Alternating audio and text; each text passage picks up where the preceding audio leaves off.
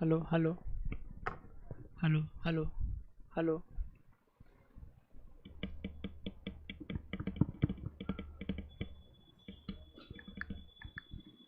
Hello hello hello hello hello hello hello.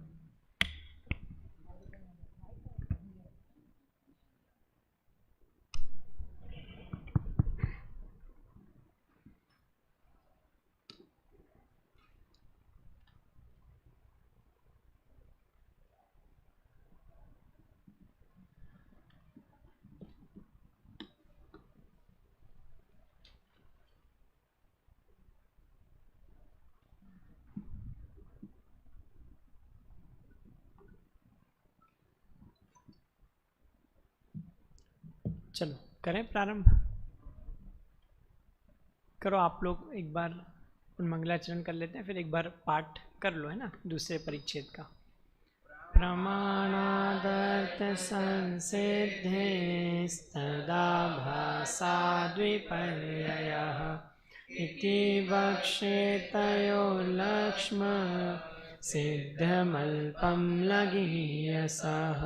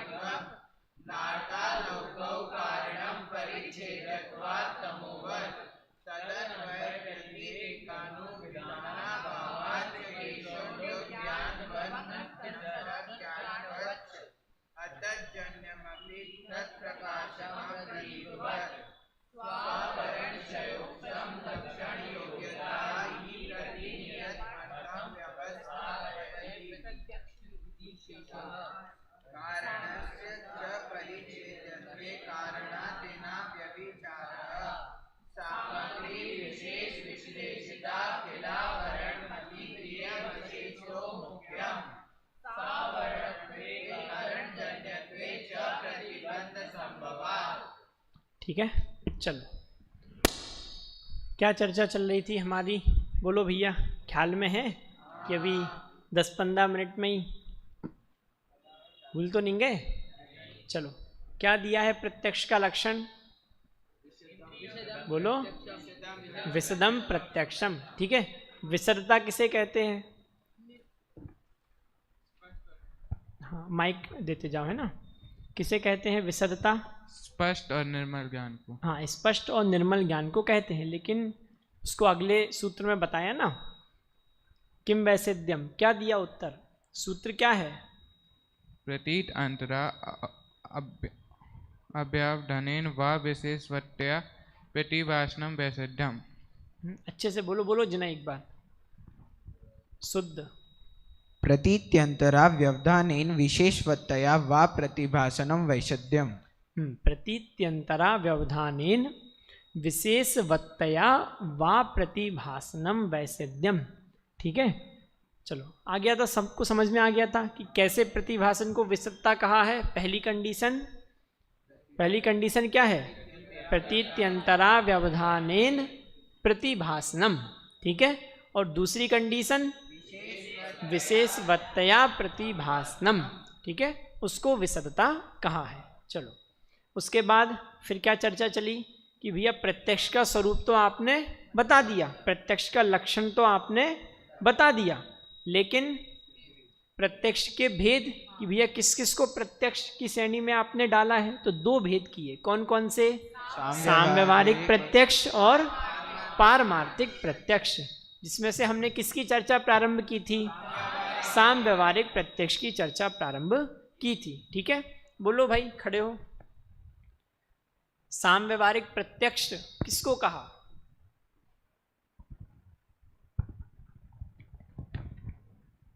इंद्रिय निंद्रिय निमित्तम देशता साम्यवहारिक प्रत्यक्षम। हाँ, अर्थ मतलब कि इंद्रिय और मन से जो प्रत्यक्ष होता है निमित्त से, वो एक देश प्रत्यक्ष साम्यवहारिक प्रत्यक्ष है। कि भैया इंद्रिय और मन के निमित्त से जो एक देश निर्मल ज्ञान होता है वो साम्यवहारिक प्रत्यक्ष की श्रेणी में आता है। फिर एक मैंने प्रश्न उठाया था कि भैया तत्वार सूत्र में तो इंद्रिय और मन के निमित्त से होने वाले ज्ञान को परोक्ष ज्ञान कहा है, तो फिर यहाँ पर एक देश प्रत्यक्ष की श्रेणी में उसे क्यों डाला और किसने डाला? चलो बोलो चिरंतन, किसने डाला? सुनना फिर है ना ध्यान से, वापस से रिकॉर्डिंग। बोलो किसने डाला, माइक लो।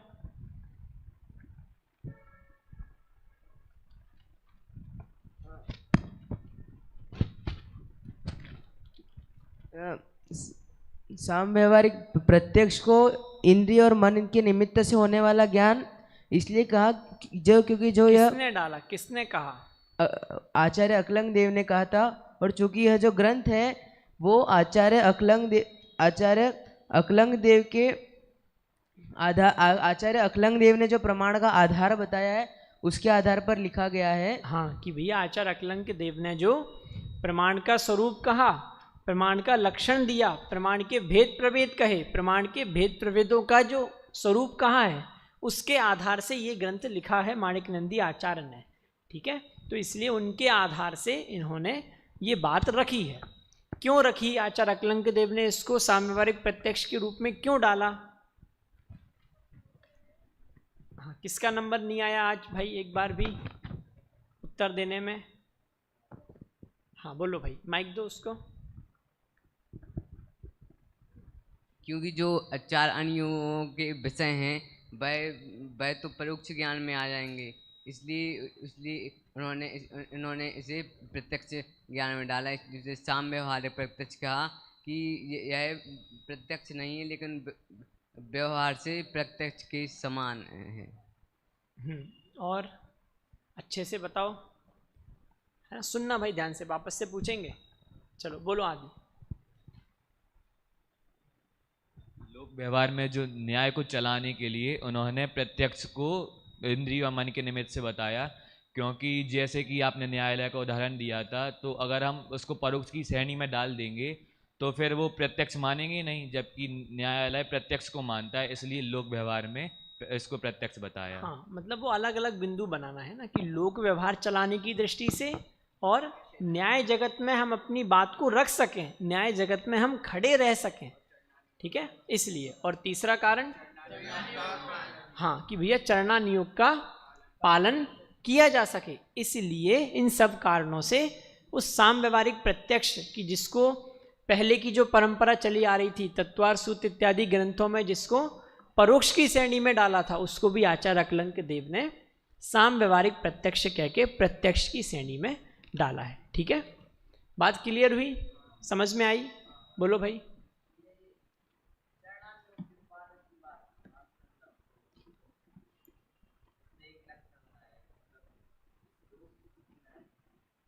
हाँ, मतलब चरणानुयोग का पालन भी सहज हो सके। चरणानुयोग में क्या कहा जाता है?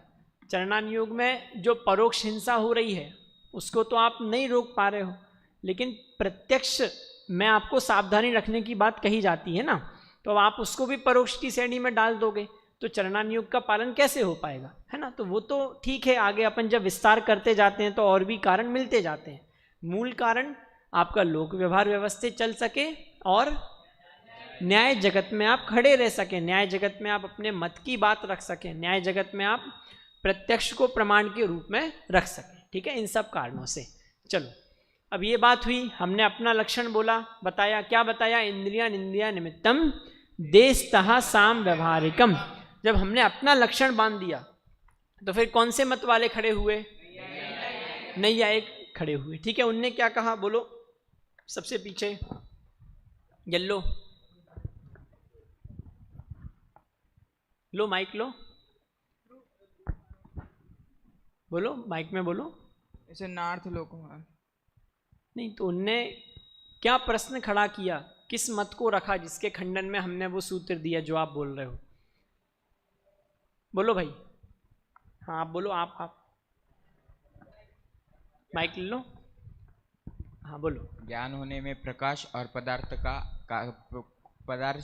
ज्ञान होने में प्रकाश और पदार्थ कारण है। हाँ, कि भैया इंद्रियां और अनिंद्रियां, इंद्रिय और मन को आपने निमित्त तो कहा, लेकिन अर्थ और प्रकाश वो ज्ञान में कारण हैं, वो भी ज्ञान में कारण है। तो हमने क्या कहा, कौन सा सूत्र दिया, नार्थालोकौ कारणम परिच्छेदत्वात् तमोवत्, कि अर्थ और आलोक ज्ञान के कारण नहीं है, ज्ञान के विषय होने से अंधकार के समान।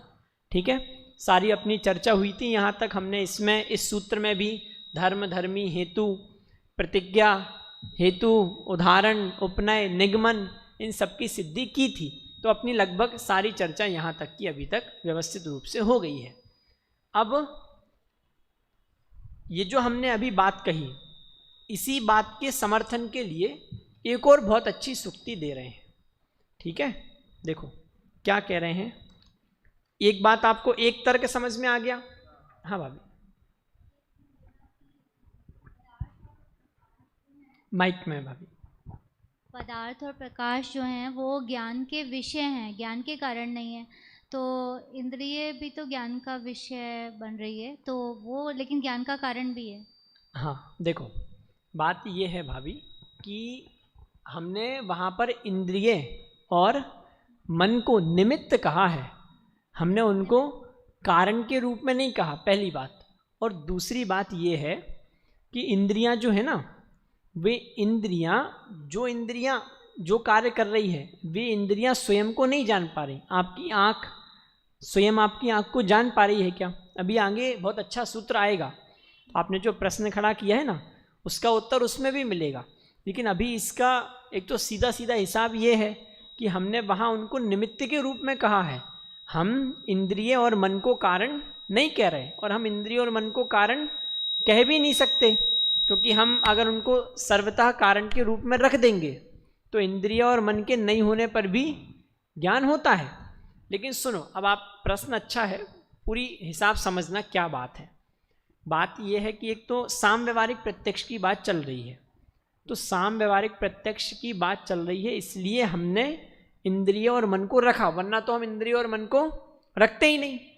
पारमार्थिक प्रत्यक्ष में तो इंद्रिय और मन की कोई अपेक्षा है ही नहीं, अवधि ज्ञान हो, मनापर्य ज्ञान हो, केवल ज्ञान हो, कहीं अपेक्षा है ही नहीं। तो साम व्यवहारिक प्रत्यक्ष की बात चल रही थी, इसलिए हमने इंद्रिय और मन को रखा, वरना हम रखते नहीं, पहली बात। अब हमने रखा भी है तो हमने उसको निमित्त के रूप में रखा है। क्यों? क्योंकि हमारा वास्तविक जो स्वभाव है वो तो जानना देखना हमारा जीव का स्वभाव है, उसमें इंद्रियां और मन उसमें कारण नहीं है, निमित्त भले ही बन रही हैं कि भैया आप जान रहे हो, तो उसमें वे निमित्त बन रही हैं।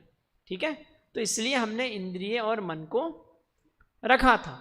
अब वो ये कह रहे हैं कि भैया अर्थ और आलोक, उन अर्थ और आलोक को भी आपको क्या करना चाहिए था? अर्थ और आलोक को भी आपको कारण मानना चाहिए। तो हम ये कह रहे हैं कि भैया वास्तविक कारण तो अर्थ और आलोक हो ही नहीं सकते, निमित्त भले ही बन जाएं, लेकिन हम उनको लक्षण के रूप में नहीं रख सकते, और हम उनको वास्तविक निमित्त भी नहीं कह सकते। क्यों? क्योंकि अर्थ और आलोक के नहीं होने पर भी ज्ञान होता हुआ देखा जा रहा है। साम व्यवहारिक प्रत्यक्ष में इंद्रियां अथवा मन तो चाहिए ही चाहिए है। हम आप हैं, हम आप कैसे जानेंगे? बिना इंद्रिया और मन के जान लेंगे क्या? हम और आप बिना इंद्रिया मन के जान लेंगे? मति ज्ञान बिना और इंद्रिया मन के निमित्त के बिना हो जाएगा क्या? नहीं होगा। लेकिन पदार्थ और प्रकाश के बिना हो जाएगा। मन में स्थित पदार्थ को आप जान लोगे बिना प्रकाश के और बिना सामने विद्यमान पदार्थ के। तो इसलिए हमने उनको लक्षण के रूप में नहीं रखा। कदाचित हम जान रहे हैं तो वे सब सहकारी बन रहे हैं, पदार्थ प्रकाश वे सब सहकारी बन रहे हैं, लेकिन जब हम लक्षण बांध रहे हैं तो लक्षण बांधते समय हम उनको लक्षण में स्थान नहीं दे सकते। लक्षण में हम किनको स्थान दे सकते हैं?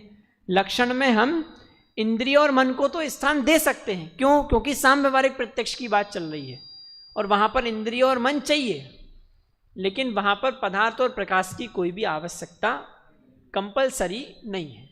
ठीक है, बात समझ में आई? और ये जो हेतु दिया है ना परिच्छेदत्वात्, इसको पहले समझो। इससे ये बताना चाह रहे हैं कि वो विषय बन रहे हैं, तो आप विषय बन रहे हैं इसलिए आप उनको कारण के रूप में रखना चाह रहे हो, ऐसा आप मत करो। विषय तो अंधकार भी बन रहा है, अंधकार ज्ञान में कारण बन रहा है क्या? लेकिन नहीं बन रहा, विषय है लेकिन कारण नहीं बन रहा। वैसे ही पदार्थ और प्रकाश वे दोनों ज्ञान के विषय तो हैं, विषय की मनाही है ही नहीं, लेकिन उनको आप कारण के रूप में रखो और लक्षण बांधो तो वो नहीं हो सकता। क्यों? क्योंकि हमने कल ही ये बात समझी थी कि लक्षण जब हम बांध रहे हैं तो वहाँ पर कौन कौन से दोष नहीं होने चाहिए? आव्याप्ति, अतिव्याप्ति और असंभव दोष नहीं आने चाहिए। और अगर हम अर्थ और आलोक उनको लक्षण में रखेंगे तो आव्याप्ति, अतिव्याप्ति, असंभव आदि दोष खड़े होंगे। फिर हम कैसे हिसाब देंगे? क्लियर हुआ? तो आव्याप्ति, अतिव्याप्ति, असंभव कल समझ में आया था आप लोगों को? बताना क्या है आव्याप्ति, किस किस को ख्याल में है? बोलो चिरंतन।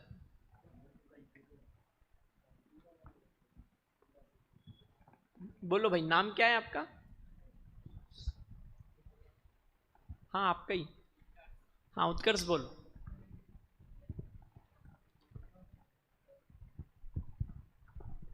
वह लक्षण जो लक्ष्य में भी पाया जाए और अलक्ष्य में पाया जाए वह अतिव्याप्ति, और वह लक्षण जो जिसका लक्ष्य किया जाए ऐसा जो लक्षण है जो लक्ष्य में पाया जाए। बोलो। जिसका लक्ष्य किया गया पर जो लक्षण बना है वो पूरे लक्ष्य में नहीं पाया जा रहा, वो आव्याप्ति। जो लक्ष्य में तो पाया जा रहा है और लक्ष्य से बाहर भी जो लक्षण पाया जा रहा है वो अतिव्याप्ति। और जो लक्षण बनाया तो है पर वो लक्ष्य में पाया ही नहीं जा रहा, वो असंभव है। हाँ बहुत बढ़िया कि भैया सीधा सा हिसाब है, बहुत सरल है कि आप जो लक्षण बना रहे हो वो आपके पूरे लक्ष्य में होना चाहिए। आपने कहा मिठास, तो शक्कर कहीं से भी खट्टी है क्या? नहीं है। पूरे लक्ष्य में वो शक्कर मीठी ही है, मतलब वो लक्षण जो है मिठास वो पूरे लक्ष्य में जा रहा है और अतिव्याप्ति भी नहीं हो रही है। शक्कर के अलावा और कुछ भी मीठा नहीं है। ठीक है, अब आप वो सब चीज़ें लाओगे, उनको उसी श्रेणी में डाला जाता है, तो वो बात समझो। लेकिन शक्कर के अलावा नींबू मीठा है क्या? और कोई चीज़ मीठी हो? नहीं है ना। तो इसलिए हमें बात ये समझनी है कि लक्षण कैसा होना चाहिए, पूरे लक्ष्य में जाए। अब आप लक्षण ऐसा बना दो कि भैया जिसके सींग है वो सब यहाँ बैठे हैं, तो है क्या? संभव है क्या? संभव ही नहीं है।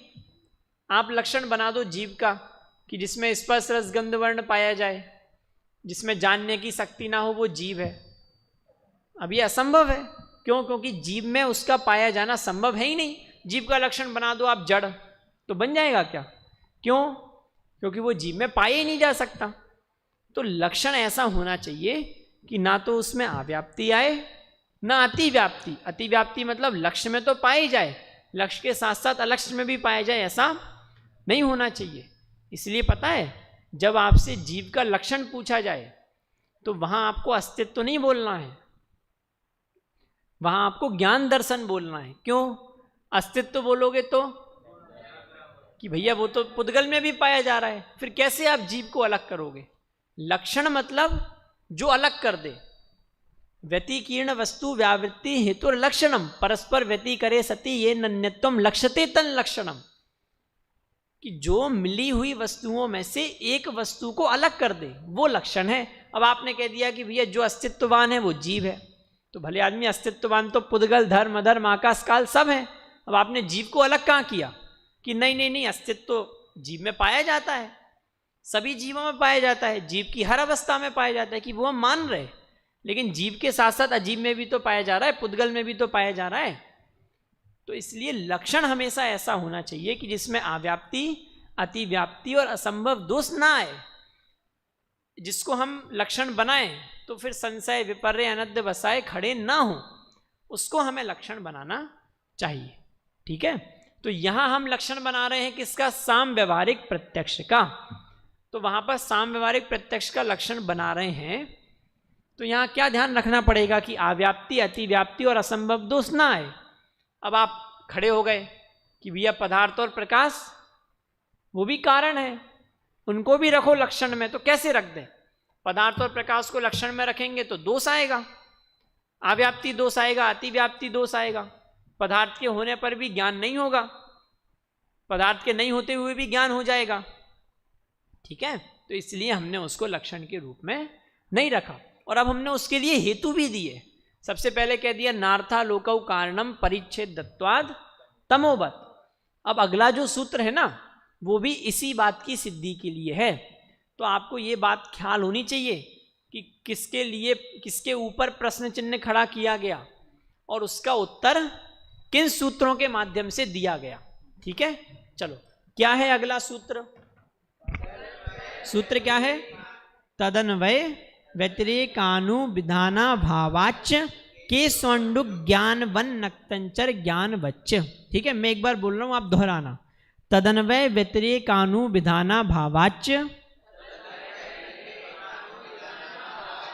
के स्वंडुक ज्ञान वन नक्तंचर ज्ञान वच्च। वापस, केसोंडुक ज्ञान वन नक्तंचर ज्ञान वच्च। केसोंडुक ज्ञान वन नक्तंचर ज्ञान वच्च। केसोंडुक ज्ञान वन नक्तंचर ज्ञान वच्च। तदन्वय व्यतिरेकानुविधाना भावाच्य केसोंडुक ज्ञान वन नक्तंचर ज्ञान वच्च।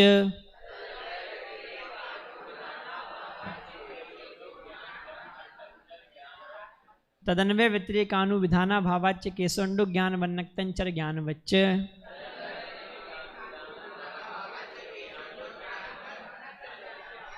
हाँ, लास्ट में आके सब बच्चे तो बोल ही देते हैं कि भैया काम हो जाएगा। चलो, अब ये कह क्या रहा है? ये सूत्र कह रहा है, सुनना आप लोग ध्यान से, बहुत अच्छा तर्क दिया।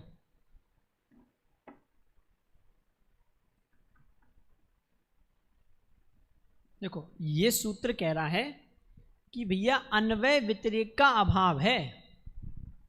किनका अभाव है? अन्वय व्यतिरेक का अभाव है। किस किस में? तो वहां हमारा धर्मी क्या था? अरे इसके पिछले सूत्र में धर्मी क्या था? अर्थ और आलोक। ठीक है, अर्थ और आलोक हमारा क्या था? धर्मी। और हमें सिद्धि क्या करनी थी वहां पर? ज्ञान के कारण नहीं है। ठीक है, तो वो हमारा क्या था? साध्य। अब यहां अपन अगला तर्क रख रहे हैं। ठीक है, अपन यहां ये सिद्ध कर रहे हैं कि अर्थ और आलोक ज्ञान में कारण नहीं है। वो तो सिद्ध कर रहे हैं, लेकिन कैसे?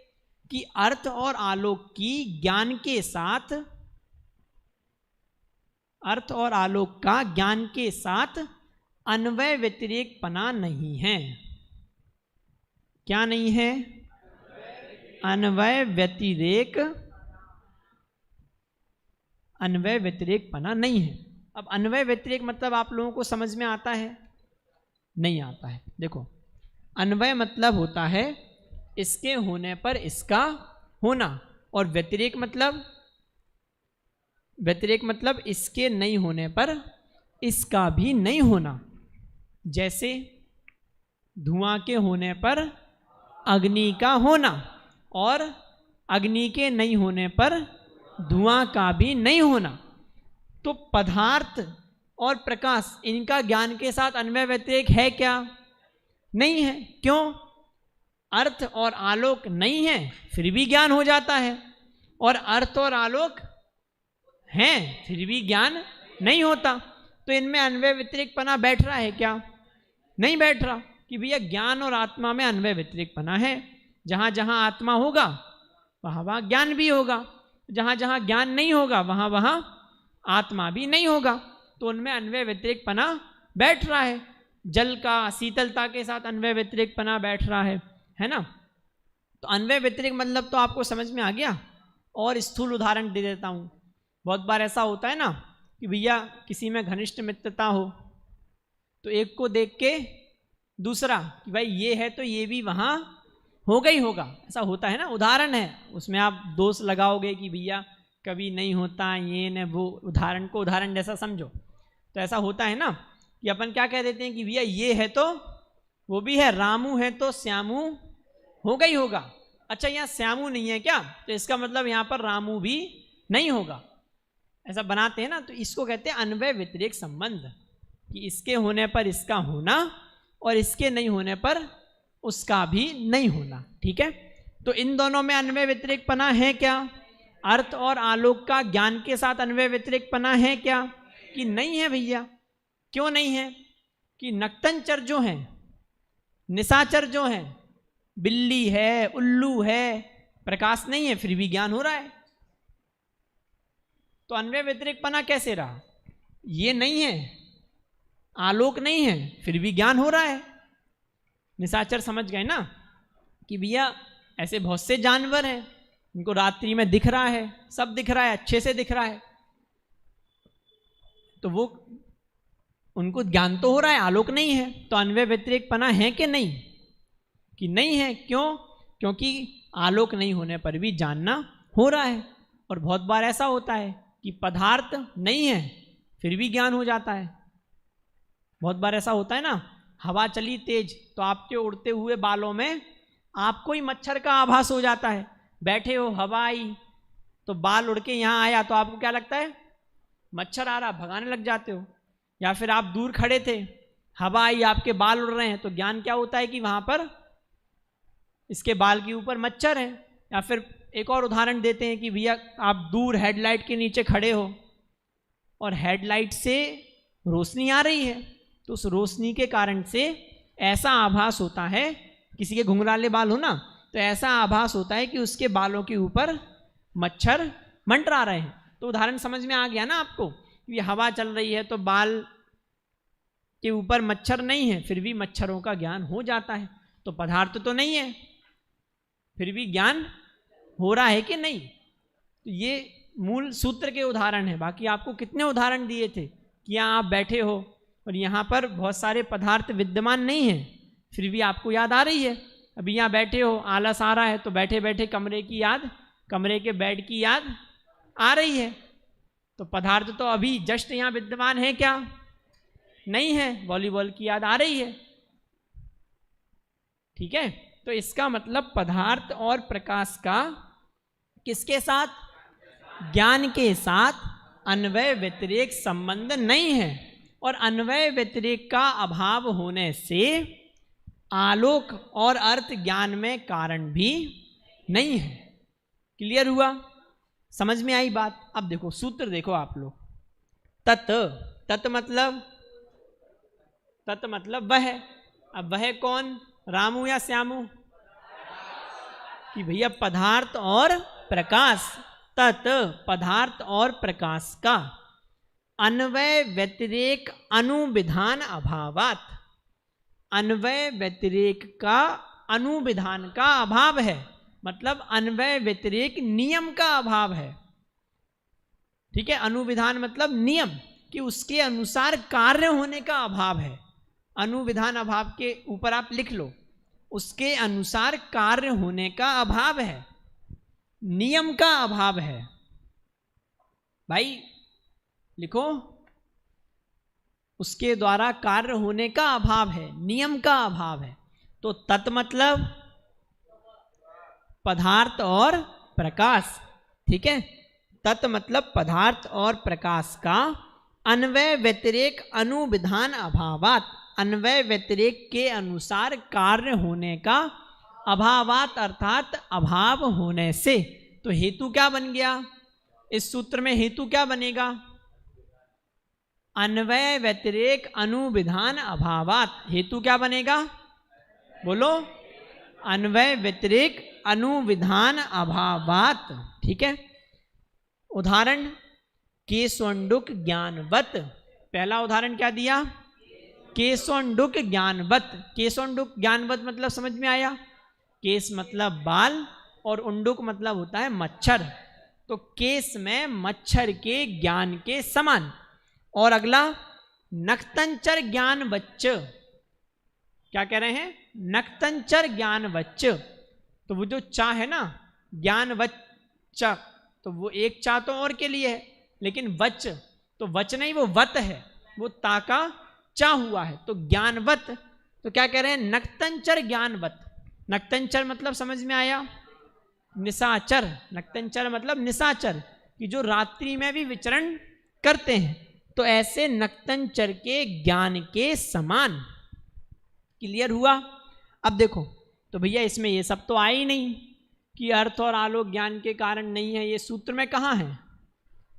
कि भैया पहले कह दिया था ना पिछले सूत्र में, मैंने आपको कल बताया था सूत्र कैसे होते हैं, सोपस्कार, सूत्राणी सोपस्कारणानी, कि सूत्र उपकार से सहित होते हैं, अपने पूर्व वाले सूत्र का उपकार लिए हुए होते हैं। तो पूर्व वाले सूत्र में कहा था नार्थालोक कारणम, अर्थ और आलोक ज्ञान के कारण नहीं है। हेतु क्या दिया था? अरे पिछले सूत्र में हेतु क्या दिया था? परिच्छेदत्वात्, ये हेतु दिया था ना, अनुमानवत, और उसी बात को कंटिन्यू कर दिया। तो इसमें भी वो आपको लगाना है। क्या लगाना है? प्रतिज्ञा वाक्य यहां आपको लगाना है। क्या है प्रतिज्ञा वाक्य? प्रतिज्ञा वाक्य क्या है? अरे पिछले सूत्र में प्रतिज्ञा वाक्य क्या था? नार्थालोकौ कारणम, कि अर्थ और आलोक ना कारणम, अर्थ और आलोक ज्ञान के कारण नहीं है। ये क्या था? ये प्रतिज्ञा वाक्य था कि अर्थ और आलोक ज्ञान के कारण नहीं है। अब उससे कनेक्ट करो तो यहां पर वो क्या बन जाएगा? क्या? धर्मी। तो धर्मी वो ही चलेगा, कौन सा? अर्थ और आलोक। साध्य क्या है? ना ज्ञान कारणम, कि ज्ञान के कारण नहीं है। हेतु क्या दिया? तो हेतु है तत् अन्वय व्यतिरेक अनुविधान अभावात। ये पूरा हेतु है कि अन्वय व्यतिरेक अनुविधान का अभाव होने से। ठीक है, हेतु क्लियर हो गया। उदाहरण क्या दे दिया? सब बता रहा हूं वापस से। उदाहरण क्या दे दिए? तो दो उदाहरण दे दिए, दो उदाहरण दे दिए। केशोंडुक ज्ञानवत, ये उदाहरण किसके लिए है? आलोक के लिए। बहुत बढ़िया, जो कह दो मान लेंगे। किसके लिए है? अरे अर्थ के लिए है। केशोंडुक ज्ञानवत, ये किसके लिए है? अर्थ के लिए है कि केस में, केस के ऊपर उंडुक नहीं है, अर्थ नहीं है, फिर भी उनका ज्ञान हो रहा है, तो वो है अर्थ के लिए। और नक्तंचर ज्ञानवत, ये किसके लिए है? आलोक के लिए। ठीक है, तो ऐसे करके पूरे सूत्र का पोस्टमार्टम हो गया। अब आई बात समझ में। अब दोनों सूत्र को कनेक्ट करो और अब बताओ, वापस से बता रहा हूं, धर्मी क्या है? धर्मी है आपका अर्थ और आलोक। हाँ, एक ही है, क्योंकि दोनों सूत्र बिल्कुल कनेक्टेड हैं और उसी बात की सिद्धि के लिए अगला सूत्र आया है। तो दोनों सूत्रों का प्रतिज्ञा वाक्य एक ही है। क्या है दोनों सूत्रों का प्रतिज्ञा वाक्य?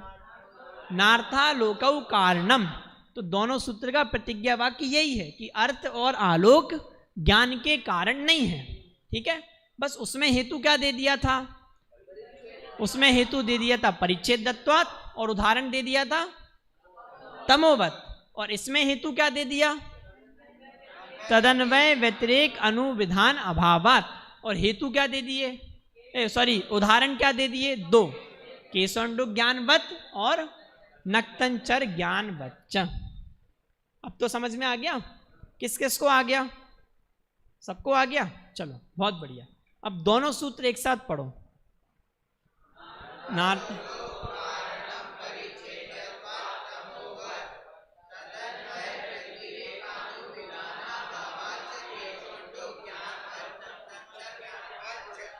ठीक है, तत् अन्वय व्यतिरेक अनुविधान अभावात। अलग अलग भी आप लोग देख लो, है ना, वो ता का चा हुआ है। ठीक है, संधि भी आप लोग सब देखते चला करो। अभी आपको मैं इसलिए नहीं बताता हूँ क्योंकि अभी आपने पढ़ी नहीं है, सिर्फ शायद स्वर संधि ही पढ़ी है, व्यंजन नहीं पढ़ी है। जब पढ़ लो ना तो एक बार बता देना, तो फिर अपन उसके हिसाब से वो भी चर्चा करते जाएंगे, तो आपको उदाहरण इससे भी मिलते जाएंगे, तो आपके दिमाग में वो भी अच्छे से बैठ जाएंगी। ठीक है, क्लियर? चलो, तो तत् यहाँ भी संधि हुई है, ता का दा हो गया। तत् अन्वय व्यतिरेक अनुविधान अभावात चा। चा कहाँ जाएगा भाई? चा तो बोलो, चा। फिर केशोंडुक ज्ञानवत, केशोंडुक ज्ञानवत। अरे वत अकेले ही तो है, ताका ना हुआ है। केशोंडुक ज्ञानवत और फिर नक्तंचर ज्ञानवत और चा। ठीक है, क्लियर हुआ? हाँ भाई, किसका हेतु? 7वें सूत्र का सीधा सीधा हेतु है भाई, अन्वय व्यतिरेक अनुविधान अभावात। अन्वय व्यतिरेक अनुविधान का अभाव है, अन्वय व्यतिरेक नियम का अभाव है, इसलिए वो कारण नहीं है। बात यह है कि कारण वही बनेगा जहां पर अन्वय व्यतिरेक संबंध होगा। या आप लिख लो उस सूत्र के ऊपर, कारण क्या बनेगा कि जहां अन्वय व्यतिरेक संबंध होता है वहीं कार्य कारण संबंध बैठता है। तो यहां अन्वय व्यतिरेक संबंध घटित ही नहीं हो रहा, तो कार्य कारण संबंध कैसे बैठ जाएगा? तो इसका मतलब कि भैया अर्थ और आलोक के साथ ज्ञान का अन्वय व्यतिरेक संबंध नहीं बैठ रहा है, इसलिए अर्थ और आलोक ज्ञान के कारण नहीं है। सीधा सा हिसाब है। ठीक है, अन्वय व्यतिरेक मतलब समझ में आ गया? क्लियर हो गया? पक्ष क्या खड़ा हुआ था सामने वालों का, नैयायिकों का? बोलो। कि पदार्थ और प्रकाश से भी ज्ञान, उन्होंने ऐसा बोला था कि वह भी ज्ञान का कारण है। हाँ, कि भैया पदार्थ और प्रकाश भी ज्ञान के कारण हैं। तो हमने क्या कह दिया? नार्थालोकौ कारणम, कि अर्थ और आलोक ज्ञान के कारण नहीं हो सकते। कि भैया आपके घर का राज है, क्यों नहीं हो सकते? तो कह दिया परिच्छेदत्वा तमोवत। अभी भी नहीं मानोगे तो एक और युक्ति हमारे पास है, तदन्वय व्यतिरेक अनुविधान अभावात। तदन्वय व्यतिरेक अनुविधान का अभाव है। कि उदाहरण बताना भैया, तो उदाहरण भी है हमारे पास, केशोंडुक ज्ञानवत, और एक के लिए नहीं दोनों के लिए है, केशोंडुक ज्ञानवत और दूसरा नक्तंचर ज्ञानवच्च। बस, अब भी खंडन नहीं हो रहा तो घर पे जाओ। चलो आ गया, क्लियर हो गया? पक्का? चलो ठीक है, आपका समय भी हो गया है। दोनों सूत्र एक बार आप पढ़ लो। मैं बार बार सूत्र इसलिए बुलवा देता हूँ कि आप लोग यहीं के यहीं याद करते जाओ, और बहुत सरल है, सीधी सीधी बात है, वो समझो और याद करो। बोलो एक साथ, नार्थालोकौ कारणम परिच्छेदत्वात् तमोवत् तदन्वय व्यतिरेकानुविधाना भावाच्च केशोंडुक ज्ञान वन्नक्तंचर ज्ञानवच्च। ठीक है, क्लियर? चलो अब अपन आज अपन ने नैयायिकों का खंडन किया, कल बौद्धों की जो मान्यता है उसको समझते हुए फिर उनका खंडन करेंगे। देख लेंगे जैसी जो क्लास होगी तो उसके हिसाब से करेंगे। अब आप लोग यहाँ तक का प्रकरण ध्यान रखना, जब अपनी क्लास होगी तब अपन आगे कंटिन्यू करेंगे, लेकिन इतना आप लोगों को दिमाग में बिठा लेना। ठीक है, और पहला जो अपन ने परिच्छेद पढ़ा था उसकी भी पूरी विषय वस्तु। ठीक है, और आप लोग अच्छे से मेहनत करो, सच में बहुत अच्छा पढ़ रहे हो, बहुत अच्छे से समझ में आ रहा है, और इतनी सब चीज़ें अभी से ही समझ में आ जाएं कनिष्ठ में ही, तो आप लोग बहुत कुछ आगे सीख सकते हो। ठीक है, तो अच्छे से पढ़ो, आपस में किसी को नहीं आ रहा हो तो भाई एक दूसरे को बताते चलो। और ये बात मैं आपको अनुभव से बता रहा हूँ कि दूसरों की जितनी मदद करोगे, जितना उनको समझाओगे, उतना आपको बहुत ज़्यादा समझ में आएगा। जब हम पढ़ते हैं उससे 10 गुना ज़्यादा पढ़ाते समय सीखते हैं। ठीक है, तो इसलिए मदद करो, सबको आपस में पढ़ाओ लिखाओ। हम लोग तो यही करते थे, एक ही चीज़ 5-5 बार भी समझानी पड़ी तो समझा दी। भैया अपना रिवीजन हो रहा हो नहीं हो रहा हो, फिर मित्रता क्या है कि भैया चलो जनता चल रहे हो, चलो हमारी तरफ से आज पार्टी है, तो यही अकेली मित्रता थोड़ी ना है। सही मार्ग पे साथ दो तो वो तो सच्ची मित्रता है, मार्ग पे लगाओ, मदद करो तो सही दोस्ती है। बुरे काम में यहाँ भैया कोई नहीं, हम खड़े हैं, तो ऐसे खड़े से अच्छा तो बैठ जाओ। चलो ठीक है, एक साथ बोलिए।